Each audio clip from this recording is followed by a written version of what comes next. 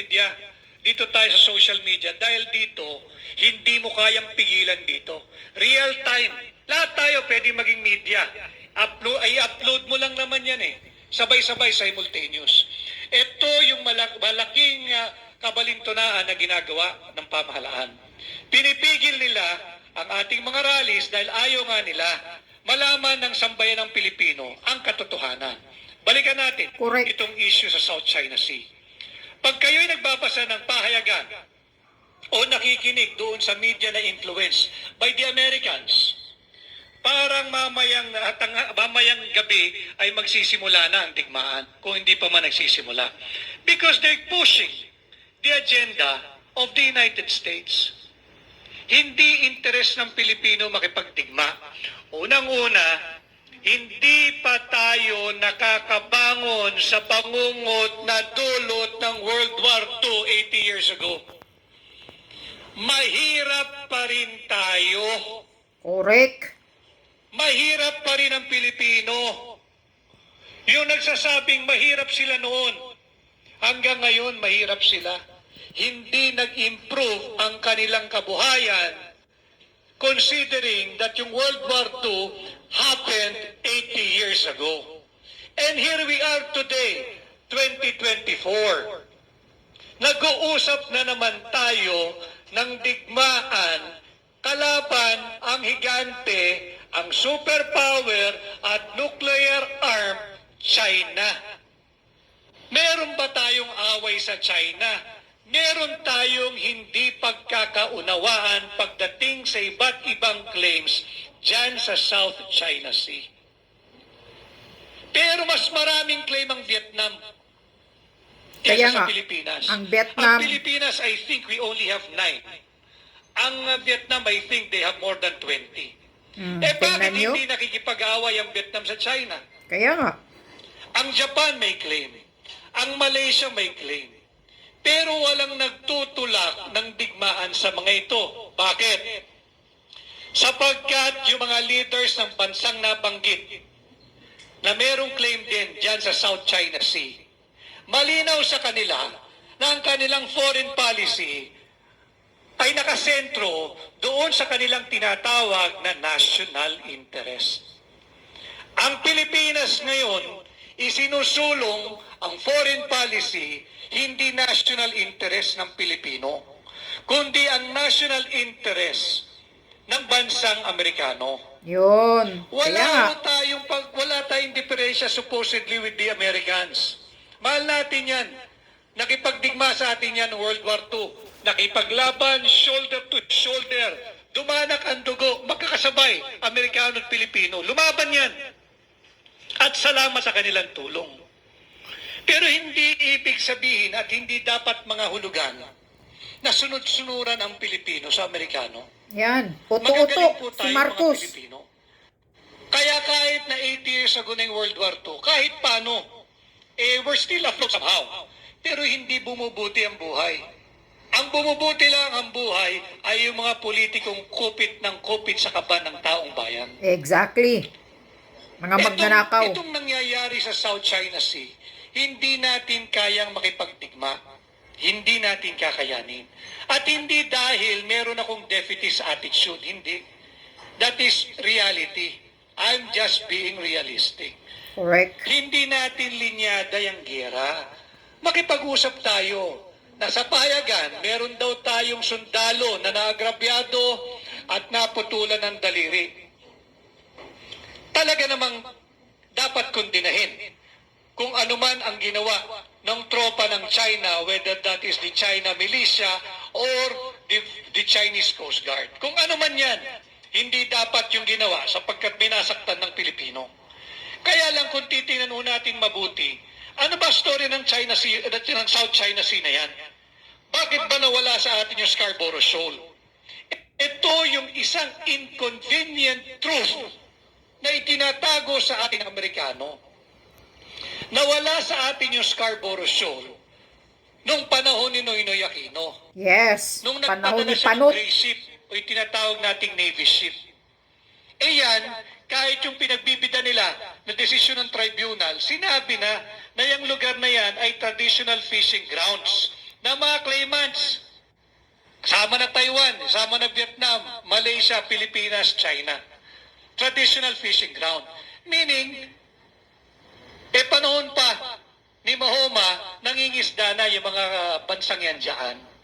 So wag natin pasukan, wag nating imilitarize. Minilitarize nung panahon ni Noynoy Aquino. Nagkaroon ng standoff. Na uto-uto ng Amerikano si dating Pangulong Noynoy Aquino. Uto-uto. Tinatago nila ito dahil bulilyaso eh.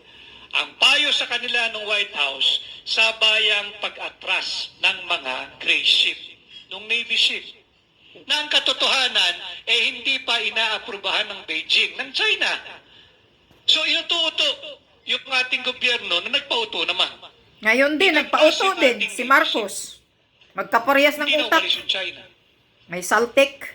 Nawalan tayo ng bahagi ng ating teritoryo natin nung panahon ni Noynoy Aquino nang hindi tayo dumaraan sa isang digmaan. So, ito yung inconvenient truth na tinatago sa atin ng Amerikano. Sinusubo nila ngayon tayo sa bingit ng digmaan. Interes ba natin ito? Hindi. Interes ng Amerikano to. They want to remain they want to remain the only influence dito sa Indo-Pacific region. Natatakot sila sa China. Gusto nilang mapanatili ang kanilang impluwensya dito sa bahagi na ito ng mundo. Wala naman silang nasasakupan dito. Wala naman silang teritoryo dito. Wala silang claim dito. Dapat tayo, ang isinusulong natin, yung daan ng diplomasya. Makipag-usap tayo. Yung nangyari sa ating sundalo na naputulan ng daliri, talaga naman, we have to condemn that. Kaya lang, bakit tayo umabot sa ganun? Tayo ba ang prinubok o tayo ang nagpo-provoke? Tayo ang nag-provoke. Dapat maging hinahon tayo. Pag-aralan natin mabuti, wag natin sundin yung naratibo ng Amerikano. Kaya nga. Maniwala ho kayo, pagka sumiklap ang digmaan between China and the Philippines, hindi tayo tutulungan ng Amerikano. Bibigyan tayo ng armas niyan, pero bahala kayo sa buhay niyo. Correct. Have we not learned sa mga ginawa nilang ganyan at sa mga sinira at ginulo nilang bansa? Sa Ukraine, isang example na yan. Naririnig ko yung Ukraine. Bigay sila ng bigay ng armas. Pero iniwan nila. Pero sila ang Nauubos na nga nagsulsul. mahigit kalahating milyong Ukrainians na ang namamatay. Kaya nga. Huwag na natin pag-usapan yung edad. Ang daming bata na ang namatay. At Kaya- marami pa ang mamamatay. Yan ba ang gusto natin mangyari sa Pilipinas? Handa ba tayo makipagdigma at mamatayan ng milyon-milyong Pilipino? Yung sundalong na disgrasya, ginagamit lang silang laruan. Ginagamit lang silang pon ng nagpapagamit na administrasyon sa mga Amerikano. Correct. O ngayon, may nasaktang Pilipino. Anong gagawin ng gobyerno? Ipasulong Umabot na si tayo sa Kuting nga sukdulan. doon. Itapon Anong si gagawin Bangab ng gobyerno? doon. Sa dagat. Magdedeklara sila ng giyera? Yun nga eh. Magsasalita na kinukondena ang China. Ilang beses yun ang kinondena. Ang problema, yung mga nagtatapang-tapangan na sa loob lang ng air-conditioned offices nila. Correct. Utos lang ng utos. Ang kawawa yung mga sundalo natin na nasa front line. Madali mag-utos when you're 1,000 kilometers away from the scene of the action. Why don't they go there? Why don't they board the vessel, whether it be a civilian vessel or the Navy vessel? Sila ang mamuno. Correct. Sila ang Ano ba pupunta sila? doon. Sa comfort of their air-conditioned offices, sila mamuno. Nung resupply and rotation mission, sila mamuno. Hindi ko sinasabing hindi natin dapat bigyan ng supply yung nandoon sa BRP Sierra Madre. Dapat na tao yun, atin yun, Pilipino yun. Pero hindi tayo dapat makipagkiskisan sa bansang China. Hindi natin kaya. Huwag tayong magpauto-uto sa interes ng Amerikano. Bibitawan tayo niyan. Bakit ba naging popular yung salitang I shall return? Ibig MacArthur sabihin, hindi yan tayo eh. priority. Tatapusin ko muna yung digmaan doon sa Europa. Babalikan kita. Bala muna kayo dyan. Hindi na nakabalik, It's popular. patay na. Kasi ganun talaga eh. Kung sino yung nagtagumpay, siya ang susulat ng kasaysayan. So naging popular yung I shall return. Bakit mo muna kami iniwan? Hinuli mo kami. Noong nagkamatayan na, yung higit kumulang 1 milyong Pilipino, noong World War II, tsaka ka bumalik. Is it because Europe is more important than the Philippines? Of course, priority ang Europe kaysa Yun ang dapat Pilipinas. nating pag-isipan. Yes. Huwag tayong papayag. Kaya rin nandirito ang hakbang ng maiso. Because they are violating the Constitution. Exactly. Article 2, Section 2 of the Constitution is very explicit that the Philippines renounces war as an instrument of foreign policy. Sa ating saligang batas, walang puwang ang digmaan.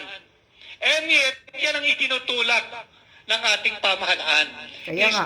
that a violation of our Constitution? Yes, it's a big violation. Article 2, Section 7, Article that the 2. Philippines shall pursue an independent foreign policy, Yes. not an American-dictated foreign policy, Oh, yeah. taking into consideration national territory, ating sovereign territory, ang ating sariling pagkakalinlan.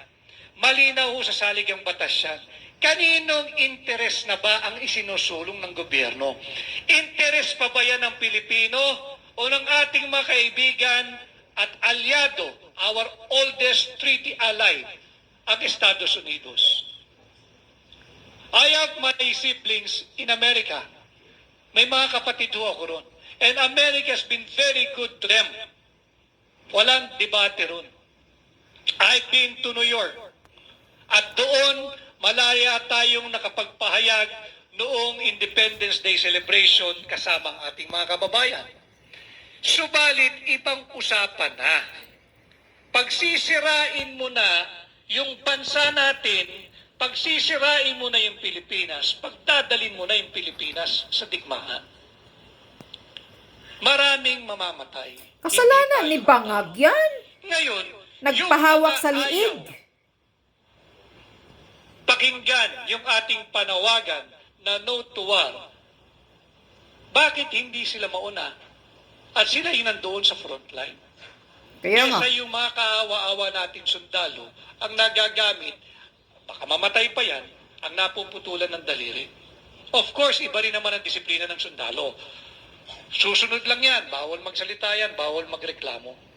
But still, you cannot play and you do not toy around with the lives of any Filipino. Huwag nating paglaruan. Pag Hindi pinaglaruan tayo na nga lang ni Kuting eh. Imagine ninyo yung Ukraine. Imagine din ninyo yung digmaan ng Israel at Hamas. Pag dumating yung panahon na pinipigilan ng hakbang ng maisog, itong ating no to war advocacy, mas madali nating mapigilan kung pakikinggan tayo ng pamahalaan. Mas mahirap pigilan ang isang digmaang nagsimula na. Correct. Kasi papasok na dyan yung amor. Papasok na dyan yung sinong tama't mali. Papasok na dyan yung distraction. Papasok na dyan yung mga namatayan. Mas mahirap mong awatin yun. Kaya tayong mga Pilipino ngayon dapat magbigkis-bigkis at pigilan natin na mapunta tayo doon sa direksyon ng administrasyon ni Bongbong Marcos na magkaroon ng armadong sigalot laban sa China. Hindi inosente China. Marami silang pagkakamali, pero hindi gera ang sagot. Tama. There is only one avenue left. Yan yung diplomatikong solusyon. Baka may magsasabi, ikaw naman panay ka diplomatiko, takot ka ba? Hindi ako takot. Kaya lang, kaya ba natin makipagdigmaan? Yes, Kung correct. kaya natin, may nasaktan ng Pilipino, dami nalang sinasabi prior sa nasaktan ng Pilipino, then declare war against China. Nasa tayong giliw na giliw sa Mutual Defense Treaty of 1951. Yung Mutual